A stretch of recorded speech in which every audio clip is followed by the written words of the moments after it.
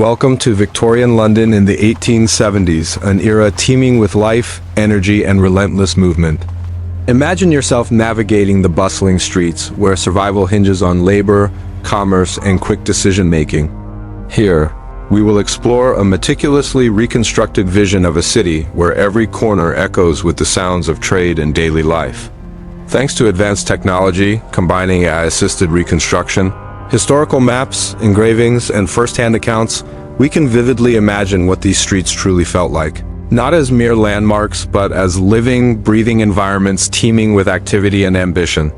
In Covent Garden Market, the sun barely rises before traders are hard at work, rushing to sell fresh fruits, vegetables, and flowers before dawn breaks. The air is thick with the smell of produce and the sounds of haggling porters, whose movements create a chaotic but highly organized ballet of commerce. From there, we journey to Seven Dials, where narrow streets converge into a tight junction, illustrating the intense dynamics of human traffic where proximity breeds opportunity. Whitechapel and Spitalfields reveal the harsh realities of overcrowding, as families living in cramped quarters struggle to survive amidst poverty and disease. As we traverse to Smithfield Meat Market, feel the weight of the bustling energy as meat is hurriedly processed in the early morning hours, its very environment defined by the contrast of life and death. Then we shift to St. Catherine Docks, the entry point for exotic goods from the Empire, where the labor force waits in anticipation for their moment to work. Finally, we arrive at Victoria Embankment, an engineering marvel designed to manage the chaotic realities of urban living, only to discover how it alters the very essence of urban existence, a hidden cost that persists beneath the surface. Join us on this extraordinary journey through Victorian London, a world not lost to time but foundational to the city we know today, revealing a tapestry where every thread tells a story of human resilience, creativity, and the intricate dance of daily life. This is Victorian London in the 1870s, a city in constant motion, defined by the pressures of crowds, the labor trade, and the relentless fight for survival on its bustling streets. Utilizing AI-assisted reconstructions, historical maps, official reports, engravings, and first-hand accounts, we immerse ourselves in a detailed depiction of how these streets operated, sounded, and functioned in real time. Not as static landmarks frozen in time, but as vibrant marketplaces, crossings, and riversides where ordinary decisions culminated into complex urban systems. First, we visit Covent Garden Market. In 1870, it serves as London's central wholesale market for fruit, vegetables, and flowers. Trading begins well before dawn.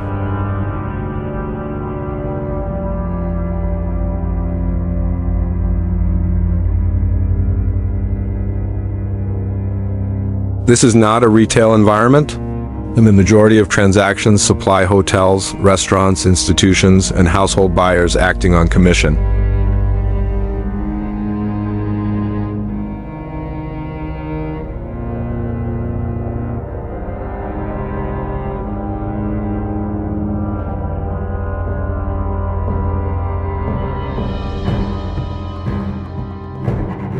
Movement adheres to temporary channels formed by habit and necessity. Anyone who pauses in these busy aisles inadvertently obstructs trade. Gas lamps flicker as daylight approaches, while stone surfaces remain slick from overnight cleaning and runoff. The sound of wheels grinding over uneven stones fills the air. Stacked crates are rapidly dismantled, with prices called out loudly. Urgency takes precedence over discretion. Bargaining is swift, and inspections are cursory. Delays lead to lost revenue. Porters navigate their well-practiced routes, where their success relies heavily on strength, balance, and impeccable timing. Buyers scrutinize the produce with their hands and eyes, valuing speed over ceremony. Children flit about at the peripheries, delivering messages, watching the carts, and learning when and where to position themselves. The cacophony of the market serves a distinct purpose. Shouts signal both pricing and right-of-way, and silence would only slow the bustling flow of commerce. The smells, vegetable waste, damp straw, and animal residue are products of sheer volume and the passage of time rather than neglect. Hesitation is neither permitted nor rewarded in this environment. Awareness and speed are paramount. Moving onward, we journey to asterisk 7 DL's asterisk, located just north of Covent Garden. Here, the atmosphere shifts dramatically as the space tightens. In mere minutes, the expansive flow of the piazza condenses into a complicated junction where 7 narrow streets converge. This area is designed intentionally, with traffic seldom passing cleanly through. Instead, it slows, overlaps, and folds back on itself. By the 1870s, the surrounding streets are densely built and repurposed for mixed use. Lodging houses sit atop small workshops and retail spaces, while rooms are subdivided to accommodate an ever-growing population. Domestic life spills outward, as inner homes cannot contain the vibrancy of life. Doorways, thresholds, and stoops serve as extensions of the home. Stand at the center of 7 dials and take in the sight lines. They are short, as each street bends abruptly and obscures visibility within just a few dozen yards. Intersections like these condense people, messages, and opportunities in a concentrated manner. Hawkers position themselves strategically where foot traffic stalls, while small businesses selling clothing and repair works capitalize on this natural tendency to stop. Income here does not depend on scale, but rather on position and timing. Locals weave through diagonally, cutting corners to avoid congestion, while outsiders tend to navigate straight lines, often stalling in confusion. Children linger at the periphery, keenly observing the carts and pedestrians, only moving when gaps appear. The atmosphere is not chaos. It is a compressed system with its distinct regulations. The air is thicker here than at Covent Garden, not louder, but closer. Sound does not project, but rather accumulates in layers. Conversations overlap and disputes surface only to quickly dissolve as spatial dynamics reassert themselves. The smell of food, damp clothing, and waste mixes together, intensified by the limited airflow created by the height and proximity of structures.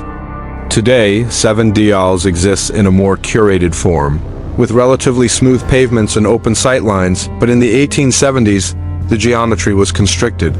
The street offered no relief. It taught people how to stand, when to move, and how to survive within such confined space. Next, let's turn our attention to asterisk Whitechapel and Spitalfields asterisk, where the environment becomes even more intense. The air doesn't thin due to narrow streets, but rather because it's overcrowded with too many people squeezed within them. In the late 18th century, these neighborhoods were among the most densely populated areas in London. Here, hundreds of individuals occupy a single acre of land, and housing absorbs as many as it can. Upper terrace houses rise sharply, close together, 3 to 4 stories high, with windows peering across narrow gaps. Many interiors are subdivided numerous times. One room morphs into 2, which then become several. Stairwells never rest. They are constantly in use. Doors open directly onto the street because there is simply no other place for life to unfold. The consequences of this density are profound. In the winter of 1871 to 1872, London experiences an especially severe smallpox epidemic, which strikes the overcrowded districts the hardest. In Whitechapel, cases cluster chaotically by address rather than at random intervals. Inspectors keep notes on rooms where the sick coexist with workers sharing the same air.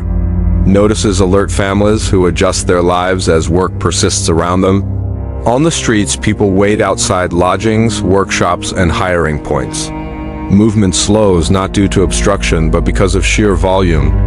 Children perch on steps, securing places in queues, running messages for adults unable to leave their posts. Women cook near doorways while men circulate, scanning for work and listening intently for names called. The population is a lively jumble. Long-standing Londoners reside alongside Irish laborers, Jewish immigrants from Eastern Europe, dock workers, and tailors, blending languages and customs into one common ground as private space is scarce. In this atmosphere, people make an effort to keep moving lest they appear idle. They share information rapidly and learn to recognize illness early. As survival hinges on awareness, proximity, and timing, the street does not buckle under the pressure exerted upon it. It holds this burden day after day until the city faces the consequences and must respond. Asterisk. Now let's enter Smithfield Meat Market. Asterisk. Before we venture inside, take a moment to consider how one might feed a city of this size daily without refrigeration. As you ponder this, we step forward into Smithfield, where time dictates operations, not comfort. By the early 1870s, the covered meat market opens shortly after 2 a.m. These hours are purposefully chosen, as meat must move quickly before daylight, heat, and crowds disrupt the flow. London wakes later, while Smithfield operates on a different schedule. A series of darkened stone floors lie beneath your feet, washed repeatedly, but never entirely clean. Water flows constantly, carrying blood, fat, and waste toward drains integrated into the floor. Straw and sawdust are spread out to prevent slipping, but it is quickly trampled flat. Boots struggle for traction, and men must adjust their stances without faltering. The smell arrives first, thick and tenacious, saturated with the scent of raw meat, damp hide, animal waste, and wet straw. The odor lingers in the enclosed air beneath gaslight, and no attempts are made to mask it. Rather, this environment is embraced and work is structured around it. Carcasses hang from hooks overhead, gently swaying as porters hustle beneath. Knives flash and vanish as iron rails ring with the movement of meat along fixed paths. Carts queue outside, emptying rapidly as delays or intolerable lapses in delivery exert significant impacts across markets throughout the city. By morning, accidents happen frequently.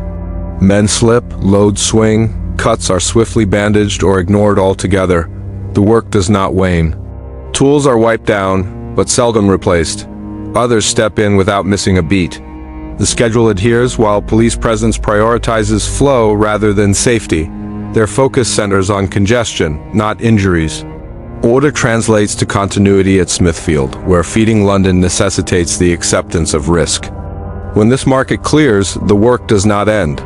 It redirects towards carts, warehouses, and the river, where the flow of food, labor, and danger continues its circuit through the city. Moving from Smithfield, we transition toward St. Catherine Docks just down the way. The movement extends outward from the market as carts leave, making their way to the river where London encounters the vast outside world, connecting to broader trade networks. By this time, St. Catherine Docks has evolved into a controlled gateway for high-value imports: tea, sugar, tobacco, spices, and wool arriving from across the empire. The docks are enclosed, gated, and heavily guarded, with speed and security reigning supreme. Take a look at the structures here. Sturdy brick warehouses rise directly from the water's edge, while openings remain narrow to facilitate movement. Streets bend to accommodate the cranes, carts, and storage, but do little to facilitate foot traffic. Within the crowded basin of the river, masts and hulls fill the air and occupy all space. Cargo moves both vertically and horizontally, meticulously lifted, swung, and lowered according to a fixed rhythm. Nothing here is improvised. This is methodical labor. Observe closely the workers. Their employment is never guaranteed.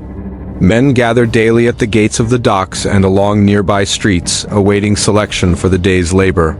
The process is brief: a swift nod, a gesture, or merely a name, and those chosen move at once, while those overlooked drift away, scanning for alternative work or returning to lodging houses. On the streets, both outcomes are absorbed without comment. The ground tells you where you are. The planks near the water remain damp, while stones further inland are streaked with cargo residue and runoff from the river. A specific smell pervades this area: moist rope, tar, raw wood, and assorted goods abound. The sounds of the docks resonate differently here. The clinking of chains and shouted commands echo amid the friction of water striking stone, eventually breaking into open air. People mix by function rather than community. Dock laborers collaborate alongside sailors from diverse regions, while clerks flit in and out of offices, vanishing into the background. The pace within this district feels temporary. It is precisely that goods arrive, pause, and depart. Workers come and go, while the risks associated with this labor are just a part of daily life. When the docks slow, the city seems to wait. When they move, everything else follows suit along the streets back into London's rhythm. Our journey continues to Victoria Embankment where the city's approach changes dramatically. By 1870, the Victoria Embankment officially opens, signifying one of the most significant engineering projects that London had ever undertaken. Its aims are practical. It seeks to control flooding, facilitate an upgraded sewer system, create reliable roadways, and stabilize the river's edge, dealing with multiple urban issues simultaneously. Stand here and contemplate the structure. The river is restrained by a continuous stone wall that runs parallel to a broad road and a straight promenade. Gas lamps are evenly spaced, and trees are planted at regular intervals. Everything is measured and aligned, with nothing spilling into disarray. What matters most lies beneath your feet. The former systems that allowed sewage to trickle through the streets and shallow drains are now redirected into enclosed channels. Waste no longer collects where people walk. Instead, it flows discreetly downstream out of sight. The street surface remains dry, designed expressly to drain. In this area, cleanliness is engineered rather than achieved through effort. Take note of how behaviors shift here. People walk in lines rather than dodging obstacles. There are no carts yielding detours, no crowds waiting for work, and no goods changing hands. Movement is continuous and predictable, serving as a thoroughfare rather than a destination. The air here feels different, not purely lighter, but changed because the space is unencumbered, allowing sound to project instead of compress. Footsteps fade rather than mesh and accumulate, while the river, though visible, is meticulously managed. This ordered environment comes at a price. What is displaced from view does not vanish. Sewage travels elsewhere while congestion simply shifts. Pressure is redirected rather than resolved. The embankment does not eliminate the city's burdens. Instead, it conceals them. By late afternoon, it transforms into a corridor for transit clerks cross towards their offices. Couples meander in leisure, and officials navigate their paths without interruption. The streets impart a new lesson. When systems are taken underground, the surface becomes a calm expanse. Yet as evening encroaches, this tranquility is repurposed toward leisure and spectacle as the bustle shifts to Leicester Square *. Within the square, pressure does not disperse. Instead, it accumulates and stabilizes. Leicester Square captures this flow, encouraging visitors to remain. Gaslight keeps the streets lit, welcoming a diverse crowd drawn here to pause and engage. An open square invites foot traffic inward, while the narrower streets lead bodies to theaters, music halls, cafes, and bars. A significant conflict shapes the character of this area. The Alhambra Theater emerges as a focal point of public and legal disputes.